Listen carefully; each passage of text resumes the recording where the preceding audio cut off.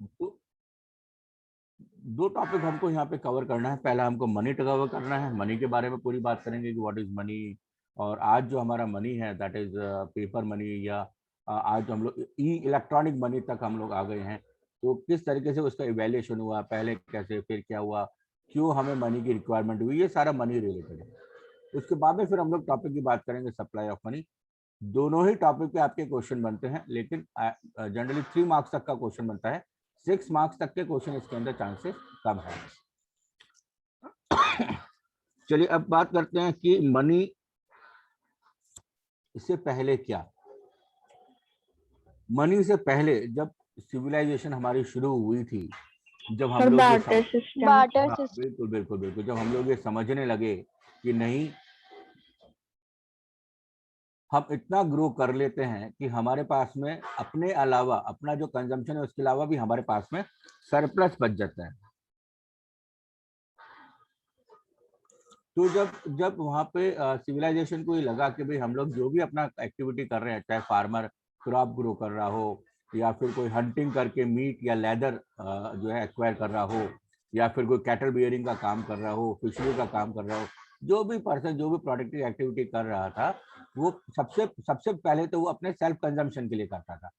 लेकिन जैसे जैसे सेल्फ कंजम्पशन के बाद में, उसके बाद में सरप्लस बचने लगा, तो उसके दिमाग में ये बात आई आई होगी कहीं ना कहीं से कि यार इस सरप्लस का क्या किया जाए, क्योंकि सेल्फ कंजम्पशन की जो रिक्वायरमेंट है वो तो सफिशिएंट है, वो तो एक लिमिटेड है।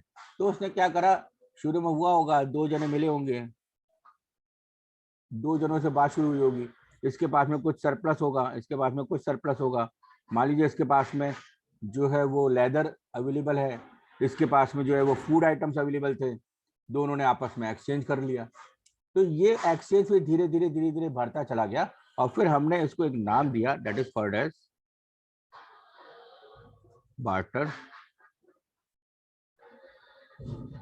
सिस्टम।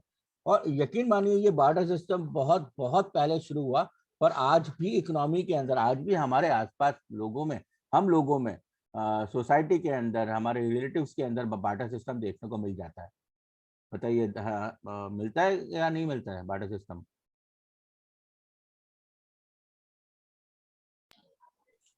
सोचिए, मैं दोबारा इस चीज पे आऊंगा। सो बार्टर सिस्टम का बेसिकली मतलब क्या हो गया? बार्टर सिस्टम का मतलब हो गया एक्सचेंज ऑफ गुड्स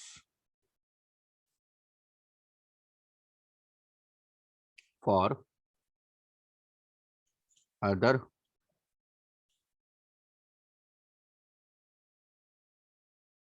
गुड्स। बहुत सिंपल सा, क्या करना है, एक्सचेंज है, किस चीज का एक्सचेंज है? गुड्स का।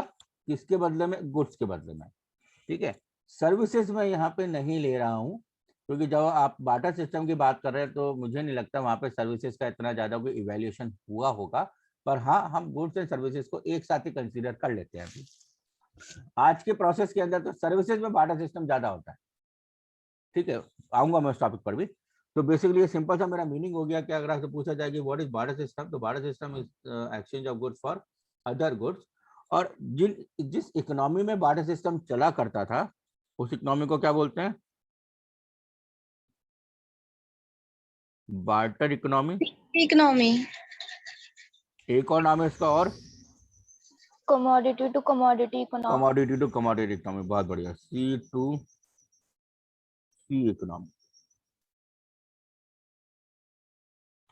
तो ये आप एमसीक्यू के हिसाब से ध्यान रख सकते हैं कि economy where barter system prevails is called as barter economy और कमोडिटी टू कमोडिटी इकोनॉमी। हाँ, अब मैं ये पूछ रहा था कि बार्टर सिस्टम आज के टाइम में फॉलो होता है? बिल्कुल फॉलो होता है। कैसे फॉलो होता है? देखिए, यहाँ पे दो पड़ोसी रहते हैं, एक शर्मा जी हैं, एक वर्मा जी हैं। शर्मा जी के घर में चीनी खत्म हो गई, उन्होंने क्या अपने बच्चे को कहा, बेटा इधर आना, सुनो, पूरा फटाफट आगे वर्मा जी के पास में जा, आंटी जी होंगी, उनको बोला आंटी चीनी खत्म हो गई, मम्मी ने 1 कटोरी चीनी मंगवाई है। चिंटू दौड़ा दौड़ा गया, बोले आंटी आंटी मम्मी ने कहा है चीनी खत्म हो गई, मुझे 1 कटोरी चीनी दे दो। वर्मा जी ने चीनी दे दी, चीनी शर्मा जी के पास में आ गई। ठीक है, अब शर्मा जी हैं, उन्होंने उन्होंने दिमाग लगाया, बोले उन्होंने चीनी दी थी, अच्छा नहीं लगता कि ऐसे खाली कटोरी दे, तो शर्मा जी ने चीनी से उस दिन हलवा बनवाया था, तो उन्होंने क्या करा कि चिंटू बेटा वापस इधर आ। शाम को बुलाया, बेटा ऐसा कर, आंटी को ये कटोरी दिया और देख इसमें हलवा है, आराम से ले जाइए, गरम गरम है, और आंटी को कहना कि आंटी आपने चीनी के लिए या शुगर के लिए थैंक यू वेरी मच। तो क्या हुआ कि शुगर इनके पास में आ गया, हलवा इनके पास में आ गया। क्या ये बार्टर सिस्टम हुआ? Yes, बताइए। sir. बिल्कुल हुआ बार्टर यस सिस्टम, सर। बिल्कुल हुआ बार्टर सिस्टम, क्योंकि बार्टर सिस्टम के पीछे बेस कोई कमर्शियल ही नहीं था। बार्टर सिस्टम का मतलब सिंपल सा था कि जहां पे कोई भी दो लोग, दो पर्सन, टू आइडेंटिटी अपने एक्सेस गुड को या अपने गुड को आपस में एक्सचेंज कर ले, वो बार्टर सिस्टम होता है। अब आज के केस में क्या होने लगा, मैनकाइंड में सर्विसेज का बार्टर सिस्टम ज्यादा होता है। कैसे सर्विसेज का बार्टर सिस्टम कैसे ज्यादा होता है, या सर्विसेज टू गुड्स होता है। मान लीजिए कि मेरे कोई नेफ्यू है, उसने मेरे से कांटेक्ट करा, बोला मुझे सर मुझे थोड़ी इकोनॉमिक से प्रॉब्लम आ रही है, आप मुझे 15-20 दिन की क्लास दे दो। नेफ्यू है यार, उससे पैसे तो दूंगा नहीं मैं, बदनामी थोड़ी करानी है रिश्तेदारी में। मैंने कहा भाई आ जा, ठीक है पढ़ा दूंगा मैं तो, कोई बात नहीं। तो मैंने उसको क्या करा, अपनी टीचिंग सर्विसेज अवेलेबल करा दी। अब टीचिंग सर्विसेज अवेलेबल करा दी, तो वहाँ पे उनको लगा, उनके फादर को, कि हाँ उन्होंने अच्छा कराया है, नंबर भी उसके अच्छे आ गए, तो we should do something, we should oblige मुदत सर। तो अब उसके बदले में क्या हो सकता है कि वो मुझे कोई गिफ्ट दे दें, तो वो सर्विसेज गुड का एक्सचेंज हो गया। या फिर मान लीजिए वो किसी सर्विस लाइन में है, मान लीजिए हॉस्पिटैलिटी में है, और मैंने उनको कहा कि भैया मेरे को कोई होटल वगैरह के अंदर रूम चाहिए, अपने रिलेटिव्स को रुकाना है। बोले हाँ ठीक है रुकवा देंगे, कोई दिक्कत नहीं है, तो पैसे वैसे की चिंता मत करना, वो ऑन द हाउस है, फ्री ऑफ चार्ज। तो वहां पे क्या हुआ, सर्विस सर्विस के बदले में हो गई। तो आज भी बार्टर सिस्टम होता है, पर वो अलग तरीके से फॉलो होता है। आज जो बार्टर सिस्टम फॉलो होता है वो बेसिकली कर्सी में फॉलो होता है। पहले जो बार्टर सिस्टम होता था वो रिक्विजिट के केस में होता था, और फिर धीरे धीरे वो कमर्शियली आता चला गया। एक बेस्ट एग्जांपल में और मैं आप लोगों को देता हूँ, अगर आप लोगों ने मूवीज वगैरह देखी हो तो वहाँ पे भी बार्टर सिस्टम बहुत फॉलो होता है। और रिसेंटली मूवी आई थी कुछ समय पहले, कुछ सालों पहले, ऋतिक रोशन साहब की मूवी थी मोहन जोदाड़ो, देखिए आप लोगों ने? मोहन जोदाड़ो मूवी थी, ज्यादा तो नहीं चली, फिर भी किसी ना किसी ने तो देखी होगी। देखी है किसी ने, देखी हो तो बताओ मुझे। सर नहीं देखी। अरे देखा करो मूवी भाई, बहुत कुछ सीखने को मिलता है। किसी ने नहीं देखी पूरी क्लास में Mohan जोदाड़ो? No, sir. No, sir. अरे कमाल है। मोहन जोदाड़ो ऑब्वियसली मोहन सिविलाइजेशन पे एक मूवी अच्छी है, देखनी चाहिए, काफी चीजें सीखने को है। तो उसमें क्या दिखाया था कि भाई एक प्लेस होती है, एक प्लेस होती है जिसे जनरली मार्केट कह दिया जाता है, वर्ड उसके लिए कुछ और है, वो मैं अभी नहीं डिस्कस कर रहा। तो वो मार्केट प्लेस होती है, वहाँ पे क्या होता था कि अलग अलग एरिया से, अलग अलग कोई इस वाले स्टेट से, कोई इस वाले स्टेट से, कोई इस वाले टाउन से, कोई इस वाले टाउन से, अलग अलग जगह से लोग अपना जो एक्सेस प्रोडक्ट है, जिसमें उनकी स्पेशलिटी है, वो उस मार्केट में लेकर आते थे, और वहाँ पे एक गुड दूसरे गुड के बदले में एक्सचेंज होता था। तो वो भी वहाँ पे शो होता है। अब देखिए इतना पॉपुलर था, बहुत समय तक ये बार्टर सिस्टम चला, लेकिन उसके बाद में फिर धीरे धीरे इसके अंदर लिमिटेशंस आने लग गई, ड्रॉबैक्स आने लग गए, और फिर हमें लगा कि नहीं, बार्टर सिस्टम फेलियर है, अब हमें कुछ और चाहिए बार्टर सिस्टम की बदले में। तो अब हम बात करते हैं कि व्हाट वर द फेलियर्स। आप इसको फेलियर्स कह सकते हो, ड्रॉबैक्स कह सकते हो, लिमिटेशन कह सकते हो,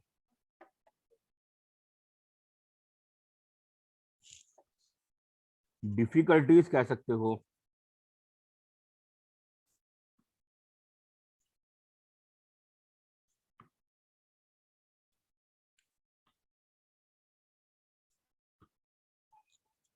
ठीक है, तो किसी भी नाम से आप इसको बुला लें, डिफिकल्टीज, ड्रॉबैक, डिसएडवांटेजेस एक ही है, किसके? Of barter system.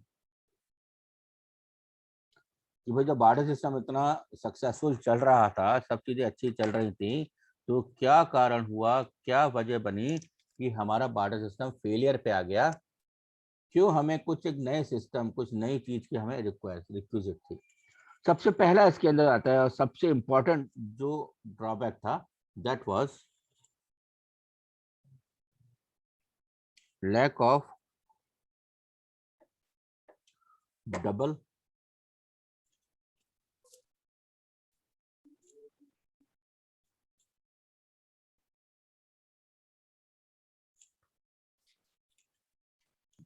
कोइंसिडेंस। क्योंकि ये जो डीसी की जो समस्या थी, जो डबल कोइंसिडेंस की समस्या थी, बड़ी भयानक समस्या थी। इस समस्या के कारण ही बार्टर सिस्टम बिल्कुल फ्लॉप शो हो गया और लगा कि नहीं, ये इतना फ्रूटफुल नहीं है जितना कि हमें लग रहा था। बता सकता है कोई क्या होता है डबल कोइंसिडेंस बार्टर सिस्टम के केस में? Yes sir. बताओ जरा, यस सर। कौन, कोई भी बता दो।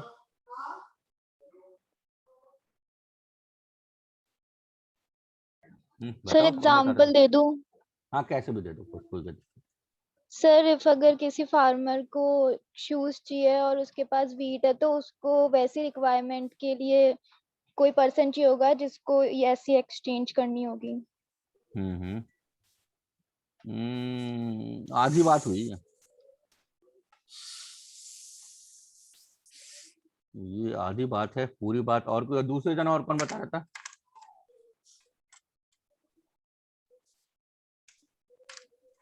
सर मैं बताऊं? हाँ बताओ। सर जैसे भी परिधि ने एग्जाम्पल दिया था कि कोई भी फार्मर है, फॉर एग्जाम्पल उसको वीट चाहिए होगा, तो उसे मतलब कोई ऐसा इंसान ढूंढना होगा जिसको उसके मतलब जिसको वीट चाहिए, मतलब उसको वीट चाहिए होगा और है ना किसी दूसरे इंसान को गोल्ड चाहिए होगा, तो गोल्ड जो है उसकी प्राइस ज्यादा है अकॉर्डिंग टू वीट, तो सर एक्सचेंज में सर एक को फायदा होगा और एक को लॉस होगा। नहीं नहीं नहीं, फायदा लॉस की बात नहीं हो रही है। कॉमर्स वाले बच्चों में यही समस्या है, हर चीज को घूम फिर के फायदे नुकसान पे ले आते। अरे उससे ऊपर उठो, फायदे नुकसान से आगे जाओ। देखिए यहाँ पे टेक्निकली दो टर्म आती हैं, पहले मैं टर्म को इंट्रोड्यूस करा देता हूँ आप लोगों को, फिर मैं आगे उसको एक सिंपल लैंग्वेज में समझाऊंगा। दो टर्म आती हैं कि भाई इन दोनों का एक साथ होना जरूरी है क्या? एक तो एक्ट ऑफ सेल और दूसरा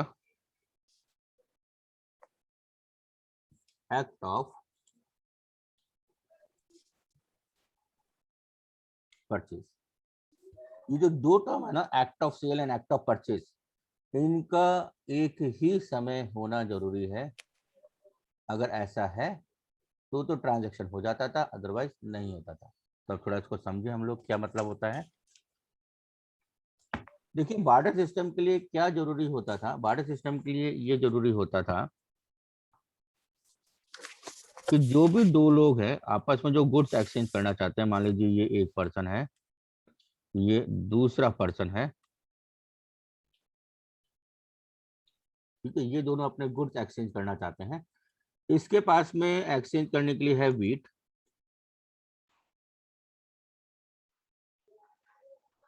ठीक है, और इसके पास में एक्सचेंज करने के लिए है सपोज हनी। पहले के टाइम में शुगर नहीं होती थी, हनी ही मेन सोर्स होता था स्वीटनेस का, क्योंकि हनी जो है वो नेचुरली ऑकरिंग था। तो अब इन दोनों के पास में, एक के पास में वीट है, एक के पास में हनी है, ये दोनों आपस में कांटेक्ट में आते हैं और अपने अपने गुड्स के बारे में बात करते हैं और एक दूसरे के गुड्स को एक्सचेंज करने के बारे में बात होती है। ठीक है, ये बंदा कहता है कि भाई मेरे पास में वीट है, आप वीट ले लीजिए। ये कहता है कि मेरे पास में हनी है, आप हनी ले लीजिए।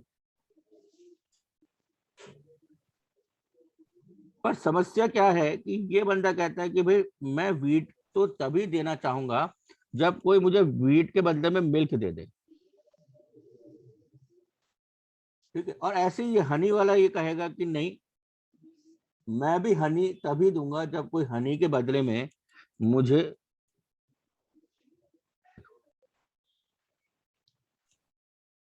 दैट मीन्स कि यहाँ पे इन दोनों के पास में एक्सेस गुड तो है, पर ये जिस गुड के बदले में एक्सचेंज करना चाहते हैं वो गुड यहाँ पर अवेलेबल नहीं है।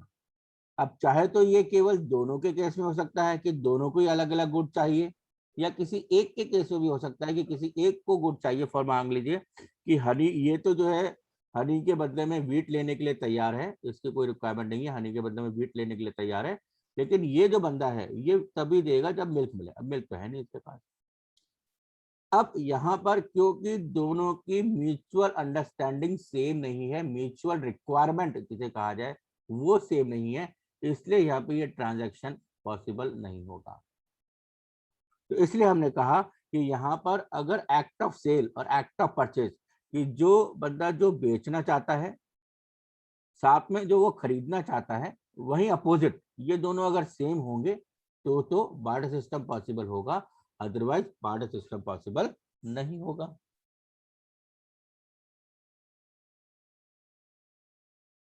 हाँ जी, समझ में आ गया क्या मतलब होता है डबल कोइंसिडेंस का? Yes sir.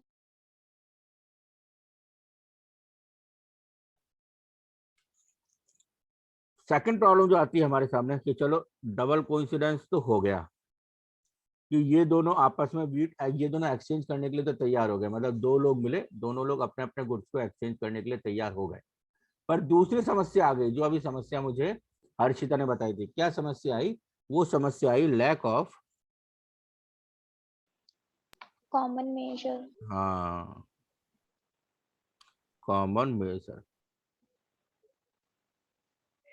Of value. बड़ी मजेदार समस्या थी। क्या समस्या थी? ये अब यहाँ पे जैसे एग्जांपल दूसरा लेते हैं, समझने में आसानी हो जाएगी। इसके पास में वीट है, ये वीट एक्सचेंज करना चाहता है, और इसको बंदा मिला जिसके पास में क्या है, तो उसका कैटल बियरिंग का काम था, इसके पास में है काउ या हॉर्स, कुछ भी मान लो। तो अब ये अपने काउ को एक्सचेंज करना चाहता है, और ये दोनों राजी है कि हाँ भाई मुझे जो है जो काउ की जरूरत है, ये कह रहा है कि भाई ठीक है मुझे वीट की जरूरत है, अपन दोनों आपस में एक्सचेंज कर लेते हैं। पर समस्या क्या अब यहाँ आ गई कि इन दोनों के केस के अंदर जो मेजरिंग जो वैल्यू है वो अलग अलग है। यहाँ पे जो काउ का जो मेजरमेंट होगा जनरली वो 1 2 3 यूनिट्स में होगा, 1 2 3 4 इस तरीके से होगा। जबकि वीट में 1 2 3 थोड़ी होगा, 1 दाना 2 दाना 3 दाना ऐसा थोड़ी होगा। वो सर्टेन वेट में होगा, 1 kg 2 kg, या उस समय अगर केजी नहीं होता था तो बकेट हो सकता है कि 1 बकेट 1 बाउल, ठीक है, 1 ड्रम। तो इस तरीके से इसकी मेजरिंग यूनिट होगी। तो यहाँ पर तो ये जो है वीट अपनी बकेट के हिसाब से देने के लिए तैयार है कि मेरे पास में 100 बकेट ऑफ वीट है, यहाँ पर अब काउ है। तो अब इन दोनों का ट्रांजेक्शन किस तरीके से हो? क्या 1 cow = 100 बकेट ठीक है? ये कहेगा नहीं, कैसे ठीक है, मैं तो 10 बकेट ही दूंगा। ये कहेगा यार 10 बकेट कैसे हो जाएगा, यार मेरी काउ है, जिंदगी भर तुम्हारे आराम से देगी, खूब फायदा वायदा होगा तुम्हारे, मैं तो 100 बकेट लूंगा। तो अब इस केस में कोई वैल्यूएशन प्रॉपर नहीं हो रहा, आपस में लड़ रहे हैं, ना तो एक जना राजी हो रहा है ना दूसरा जना राजी हो रहा है। तो बहुत जगह ये प्रॉब्लम्स आती थी, किसी के पास में गोल्ड है, अब कितना गोल्ड के बदले में जो है वो वीट दिया जाए, थोड़ा 10 ग्राम गोल्ड काटा जाए, क्या नहीं करा जाए। तो बहुत टिपिकल प्रॉब्लम्स हो जाती थी जहाँ पे ऐसे दो गुड्स आपस में ट्रांजैक्शन के लिए आते थे जिनकी मेजरिंग वैल्यू अलग अलग है। अगर मान लीजिए वीट और राइस के बदले में एक्सचेंज हो रहा है, वीट और पल्सेस के बदले में एक्सचेंज हो रहा है, काउ और हॉर्स आपस में एक्सचेंज हो रहे हैं, तो ठीक है, एक काउ एक हॉर्स आसानी से एक्सचेंज हो गया, कोई इशू नहीं है। तो ये मेजर ऑफ वैल्यू भी बड़ी मुश्किल होता था, और इस कॉमन मेजर ऑफ वैल्यू की वजह से भी हमें बार्टर सिस्टम के अंदर बहुत समस्या आती थी। नेक्स्ट, क्लियर हो गया ये भी, इसमें कोई problem? No sir. No sir. दूसरा आता था थर्ड प्रॉब्लम, वो होता था इसके अंदर problem of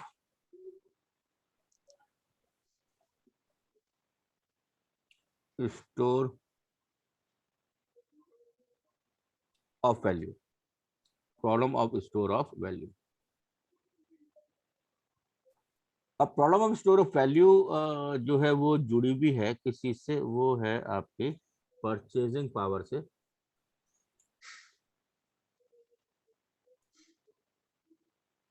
storing of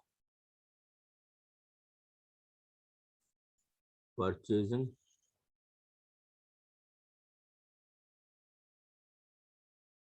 power.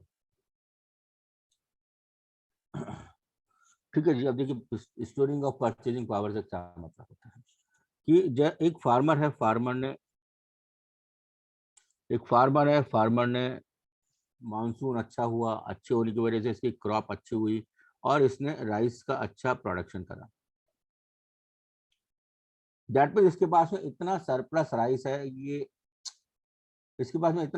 Rice है, ये कोई भी गुड आराम से एक्सचेंज कर सकता है। दैट मीन्स अभी मैं इसको क्या कहूंगा, ही इज वेल्दी, रिच। क्योंकि इसके पास में इतना सरप्लस है राइस का कि ये कोई भी गुड चाहे वो आराम से एक्सचेंज में ले सकता है। अब ये क्या चाहता है कि मेरी जो आज की परचेजिंग पावर है, दैट मीन्स कि मैं कोई भी गुड आसानी से ले सकता हूँ, इस परचेजिंग पावर को मैं फ्यूचर टाइम के लिए पोस्टपोन कर दूं। दैट मीन्स कि आज मुझे रिक्वायरमेंट नहीं है, मुझे रिक्वायरमेंट 2 साल के बाद में होगी। तो अपन क्या करते हैं कि राइस को स्टोर करके रख लेते हैं और 2 साल के बाद में जब मुझे रिक्वायरमेंट होगा तो फिर मैं राइस से कोई भी चीज एक्सचेंज में ले लूंगा, या जब मेरे को जरूरत पड़ेगी फ्यूचर में तब मैं राइस के बदले में कोई भी सामान ले लूंगा। अब आप बात कर रहे हो अर्ली सिविलाइजेशन की, ठीक है ना। उस समय आज के जैसे सिस्टम है स्टोरेज के, वो सिस्टम स्टोरेज वगैरह के नहीं होते थे। तो हम ये पॉसिबिलिटी लगा ही नहीं सकते कि वहां पे आप पेरिशेबल गुड को लॉन्ग टर्म तक स्टोर करके रख सकते हो, नॉट पॉसिबल। 1 2 दिन 3 दिन 4 दिन महीना 2 महीना रख लिया, पर ईयर लॉन्ग स्टोरेज करना बिल्कुल पॉसिबल नहीं है। तो उस केस में क्या होता था कि ये अपनी परचेजिंग पावर को फ्यूचर डेट के लिए स्टोर करके नहीं रख सकता। दैट मीन्स आज ही इसको अपने गुड को एक्सचेंज करना पड़ेगा because of non durability, because of perishability of the good. ठीक है, ये भी हो सकता है कि आप इसको स्टोर करके रख रहे हो पर स्टोरेज की इतनी फैसिलिटी नहीं है, तो जो क्वालिटी आज है वो क्वालिटी गुड की कल नहीं रहेगी। तो किसी भी कारण से हम लोग बात कर लें, पर अपने गुड को, अपने कैटल को लॉन्ग टर्म तक स्टोर करके रख पाना पॉसिबल नहीं है। दैट मीन्स आप फ्यूचर के अंदर अपने आज के एक्सेस को यूज नहीं कर सकते।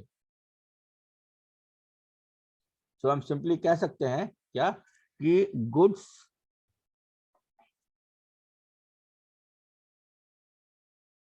Can not be used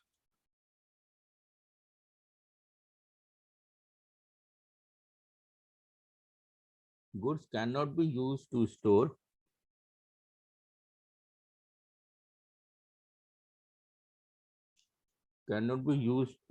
wealth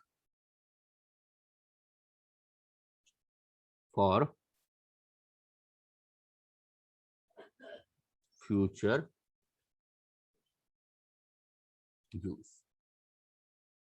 ठीक है ना। तो हमने एक कंक्लूजन निकाल दिया क्या कि goods can not be use to store wealth, wealth मतलब जो हमारा एक्सेस है, जो हमारा सरप्लस है, for future use.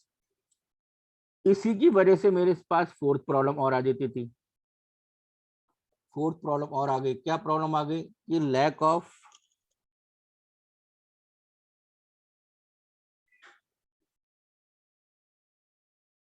System for future payment.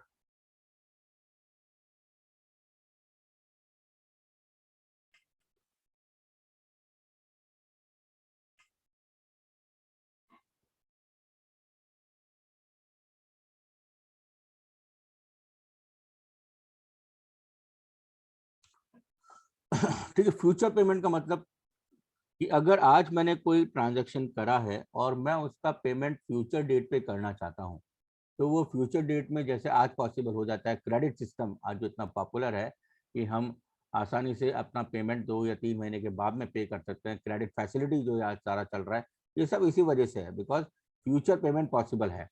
पर गुड्स के केस में फ्यूचर पेमेंट पॉसिबल नहीं होता था। एक बहुत छोटा सा मैं एग्जाम्पल देता हूँ कि मान लीजिए कि 2 पर्सन के बीच में बार्टर सिस्टम हुआ। इसके पास में काऊ थी, इसके पास में हॉर्स था। ठीक है, आसानी से दोनों के बीच में बार्टर सिस्टम हो गया। पर जब ये इसने कहा कि भाई ठीक है आप मेरा हॉर्स रख लीजिए, पर मैं जो काऊ है वो अभी नहीं ले जा सकता, क्योंकि अभी मैं जो है वो थोड़ा सा अपने घर वगैरह का काम देख रहा हूँ, घर मेरा थोड़ा छोटा है, तो उसमें कंस्ट्रक्शन वगैरह करवा रहा हूँ, तो मुझे थोड़ा सा टाइम लगेगा, तो मैं 3 महीने के बाद में आप ये काऊ आके ले जाऊंगा। इसने कहा ठीक है भाई, कोई बात नहीं यार, आज का ट्रांजैक्शन पूरा हो गया, ये आपकी गाय है, जब मर्जी तब आके ले जाओ, कोई टेंशन वाली बात ही नहीं है, हो गई बात। तो अब यहाँ पे देखा जाए तो क्या है, यहाँ पर एक ट्रांजैक्शन हुआ जो कि फ्यूचर डेट के लिए हुआ। ठीक है, दैट मीन्स फ्यूचर कॉन्ट्रैक्ट इसको हम लोग बोल सकते हैं कि भाई फ्यूचर के अंदर वो आके अपना अपनी जो है गुड या कहा जाए काऊ ले जाएगा, तब जाके मेरा ट्रांजैक्शन फुलफिल हो जाएगा। 3 महीने के बाद में ये बंदा आता है, बोले सर वो मेरा आपको याद है अपने बीच में ट्रांजैक्शन हुआ था, मुझे आपने मुझे काऊ दिखाई थी, मेरे को पसंद आ गई थी, मैंने अपना हॉर्स दे दिया था। बोले हाँ हाँ बिल्कुल याद है, बिल्कुल याद है। बोले तो सर मैं वो काऊ जो है सुंदर सी जो है, उसको क्या नाम था उसका, क्या नाम? बोले गुलाबो। बोला हाँ सर वो गुलाबो को लेने आया हूँ। बोले सर वो तो बड़ी समस्या है। बोले सर क्या समस्या है? बोले सर आप इधर अपने घर गए, पता नहीं क्या हुआ, भगवान को क्या रास आई, भगवान ने उसको अपने घर बुला लिया। बोले अपने घर बुला लिया मतलब? बोले साहब वो तो डेथ हो गई उसकी, तो नहीं है वो तो अभी दुनिया में। ऐसा करो आप और कोई दूसरी गाय ले जाओ। बोले मैं कैसे ले जाऊं? बोले जब मेरा उस काव के बदले में हॉर्स देने की बात हुई थी ना, मैं तो वही काव लेके जाऊंगा, दूसरी काव कैसे ले जाऊं? बिल्कुल सही बात है। अब ऊपर से गाय आ नहीं सकती, वो तो भगवान के घर है। ये जो ट्रांजैक्शन हुआ, ये ट्रांजैक्शन फुलफिल हो नहीं सकता। तो क्या हुआ कि दोनों के बीच के अंदर जो बिजनेस होना चाहिए था वो बिजनेस फुलफिल नहीं हो पाएगा, बिकॉज फ्यूचर पेमेंट की वजह से। अगर ऐसा होता कि नहीं 3 महीने के बाद में, 4 महीने के बाद में जब भी वो आता, उसको उसका कैटल मिल जाता, तो उसका ट्रांजैक्शन पूरा हो पाता। पर हमने यहाँ पे एक क्लॉज ले लिया जो कि पॉसिबल है कि डेथ हो गई हो या कुछ और कारण हो गया हो, नहीं हो पा रहा पॉसिबल। पर आज की डेट में ये चीज पॉसिबल नहीं है, इसको कहा जाए भले ही मुझे 3 महीने के बाद में किसी को पैसा देना है, वो 3 महीने बाद आए, 4 महीने बाद आए, मैं उसको पैसे दे दूंगा, पैसे मेरे अवेलेबल है। उसकी कोई वैल्यू कम नहीं हो रही है, उसकी कोई क्वालिटी कम नहीं हो रही है, वो कोई पैरिशेबिलिटी उसके अंदर नहीं है कि आज मैंने 100 रुपए का नोट बुक में संभाल के रखा तो 10 महीने के बाद में वो मर जाएगा। ऐसे कैसे मर जाएगा भाई? बिल्कुल पॉसिबल नहीं है। तो ये हमारे सामने प्रॉब्लम्स निकल कर आ गई थी। इसके अंदर पहला डीसी डबल कोइंसिडेंस की प्रॉब्लम आई, देन मेजर वैल्यू की प्रॉब्लम आई, देन स्टोर करने की प्रॉब्लम आई, और लास्ट के अंदर फ्यूचर पेमेंट करने की प्रॉब्लम आई। और इन्हीं प्रॉब्लम्स को दूर करने के लिए we need a system, we need a thing, we need a commodity, जो कि इन चीजों को, इन प्रॉब्लम्स को दूर करे। और तब हमारे सामने आया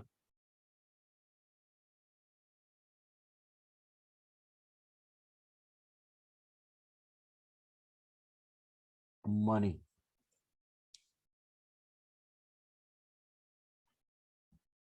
इसलिए जब हम कहते हैं कि मनी क्या मतलब है, what is the meaning of money, तो मनी के लिए सिंपल से अलग अलग मीनिंग है। पहले बहुत सिंपल मीनिंग ले रहा हूँ मनी का मैं। तो बहुत सिंपल से जो मीनिंग कहा गया मनी के लिए, वो कहा गया कि it may be anything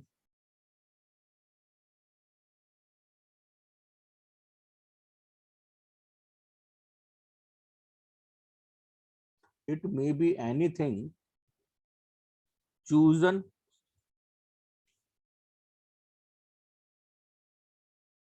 it may be anything chosen by common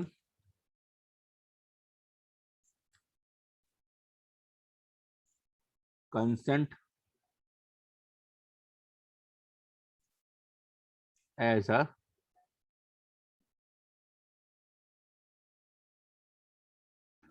medium of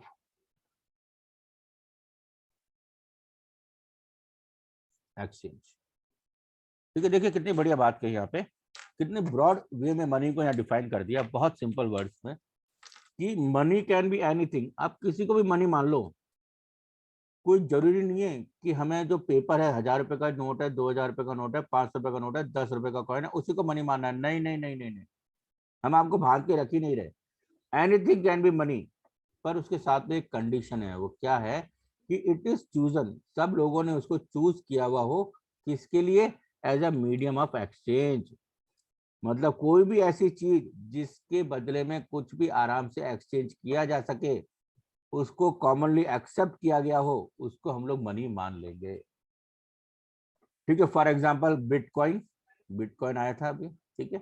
तो बिटकॉइन भी क्या है? बिटकॉइन वाला जो है वो रुपए पेपर वगैरह कुछ नहीं है, बट ट्रांजेक्शन फुलफिल हो रहा था उस केस के अंदर। ठीक है, तो कुछ भी, फॉर एग्जाम्पल मैं सिंपल सी बात करूँ कि मान लीजिए आप घूमने के लिए जा रहे थे, और रास्ते में आपको जो है पेट्रोल खत्म हो जाता है, और आपने 1000 रुपए का पेट्रोल डलवाया, पर आपने अपने वॉलेट चेक करा, और उस वॉलेट आपके पास में भूल गया, आपको लगा कि वॉलेट में घर पे भूल आया, पेट्रोल तो 1000 रुपए का डला लिया, अब क्या करें, समस्या क्या? तो आपको याद आया, बोले यार मेरे पास में एक सिल्वर कॉइन है, और उसकी वर्थ जो है वो 2000 रुपए के करीब की है। तो आपने उससे कहा, पेट्रोल पंप वाले से, बोले भैया देखो पैसे तो मेरे पास में नहीं है, मेरे पास में एक सिल्वर कॉइन है, आप चाहो तो इसका वैल्यूएशन करवा लो, ये 2000 रुपये का सिल्वर कॉइन है, आप इसको रख लो 1000 रुपये के बदले में। क्या लगता है वो रखेगा या नहीं रखेगा? रखेगा। बताइए। अगर रखेगा तो हम इसको मनी कह देते हैं, और नहीं रखेगा तो उसको मनी नहीं कहेंगे। बताइए। सिल्वर कॉइन वो कह रहा है कि साहब आप इसका वैल्यूएशन करवा लो, 2000 रुपये से कम का नहीं है। सर रख लेगा। रख लेगा। रख लेगा। ठीक है, चलो दूसरा एग्जांपल देता हूँ। ये तो चलो एक एग्जांपल हो गया। दूसरा एग्जांपल, इसके पास में सिल्वर कॉइन नहीं था, इसके पास में रिस्ट वॉच थी, वो भी 2000 रुपये की थी। इसने कहा कि सर ये 2000 रुपये की मेरी टाइटन की रिस्ट वॉच है, इसको आप रख लो, आप इसको पता कर लो 2000 रुपये की है। तो अब यहाँ पे इस रिस्ट वॉच को क्या वो एक्सेप्ट करेगा? No sir. No sir. नहीं करेगा। उसको जरूरत है, उसके हाथ में घड़ी नहीं है, वो भी सपनों से घड़ी देख रहा था कि मैं भी काश मेरे पास में घड़ी दिखे टाइटन की, मैं बार बार टाइम देखूं, स्टाइल मारूं, बड़ा मजा आएगा। नहीं लेगा वो। मन या ये मत दिमाग लगाना कौन सा मनी है, मनी पे मैं नहीं आया हूँ। मैं यहाँ पर उस पर्सन की एक्सेप्टेबिलिटी की बात कर रहा हूँ कि क्या वो पर्सन घड़ी एक्सेप्ट करेगा। कर लेगा। बताओ भाई। इतनी बार समझाता हूँ, चीजों को रटा मत करो, आउट ऑफ द बॉक्स सोचा करो, 12th में हो। सोचो भाई, बोर्ड में तो ऐसे ही क्वेश्चन बनने हैं। सर ले लेगा। भाई यहाँ पर तो सब लोग राजी हो गए, इतने बच्चे बोल रहे थे उसका सिल्वर कॉइन है वो एक्सेप्ट कर लेगा, एक्सेप्ट कर लेगा, एक्सेप्ट कर लेगा। यहाँ पर भी सेम वर्थ है, ये भी 2000 रुपये का सिल्वर कॉइन है, ये भी 2000 का रिस्ट वॉच है। यहाँ पर क्यों डर रहे हो ये कहने से कि वो एक्सेप्ट नहीं करेगा? वो बिल्कुल 100% एक्सेप्ट करेगा, वो 100% एक्सेप्ट करेगा, क्योंकि यहाँ पर मैंने केवल उसकी ही रिक्वायरमेंट की बात करी है। तो उसकी रिक्वायरमेंट की बात है, वो एक्सेप्ट कर लेगा। पर क्या मैं यहाँ दोनों को मनी कह दूं? अब पॉइंट आता है, क्या यहाँ दोनों को मनी कह दें? बताइए। No sir. क्यों नहीं कहेंगे? सर क्योंकि ये इन दोनों के बीच में एक्सेप्टेबल है सिर्फ। नहीं, देखिए आप फिर मीनिंग मैंने पढ़ाया, आपने जो लाइन मैंने अंडरलाइन नहीं करी ना उसी को भूल गए। क्या कहा? Chosen as a common consent. ये सिल्वर कॉइन कॉमन कंसेंट हो सकता है। मतलब अगर ये सिल्वर कॉइन को ले जाता है और कोई दूसरे बंदे से कोई सामान खरीदता है और उसको बोलता है कि भैया देखिए सिल्वर कॉइन है, तुम इसको रख लो और मुझे सामान दे दो, बताइए देगा कि नहीं देगा? सर दे देगा। दे देगा। और वहीं ये घड़ी लेके जाता है और इसे कहता है देख भैया टाइटन की घड़ी देख क्या मस्त चमचमा रही है, शाइन मार रही है। बोले ऐसा कर तो टाइटन की घड़ी रख ले, मेरे को सामान दे दे, क्या वो देगा? नहीं देगा। अरे अपने दोनों हाथ दिखा देगा, देख 4 घड़ी इधर है, 4 घड़ी इधर है, क्या करूंगा तेरी 5वीं घड़ी लेकर मैं? नहीं है। तो ध्यान रखिए ये चीज कि मनी के लिए ये नहीं कहा, मनी में जरूरी नहीं है कि दो जनों के बीच में अगर ट्रांजैक्शन हो गया तो उसको मनी मान लेंगे, नहीं, कॉमन कंसेंट होना चाहिए। That means it that the thing should be readily easily acceptable bye all. आज कोई भी gold coin, silver coin, precious stone या प्रीशियस मेटल को लेने से, डायमंड को लेने से मना नहीं करेगा। और इसलिए एक टाइम था जहां पे मेटल करेंसी ज्यादा चला करती थी, सिल्वर कॉइन, आपके गोल्ड कॉइन, निकल आया, ठीक है, तो उस वो चीज चला करती, बिकॉज वो इजीली एक्सेप्टेबल थे, हर कोई उसको इजीली एक्सेप्ट करेगा। हाँ जी ठीक है, मीनिंग अच्छी तरह क्लियर हो गया। Yes sir. Yes sir. आगे चलते हैं, थोड़ी सी बातचीत और करेंगे इसमें। और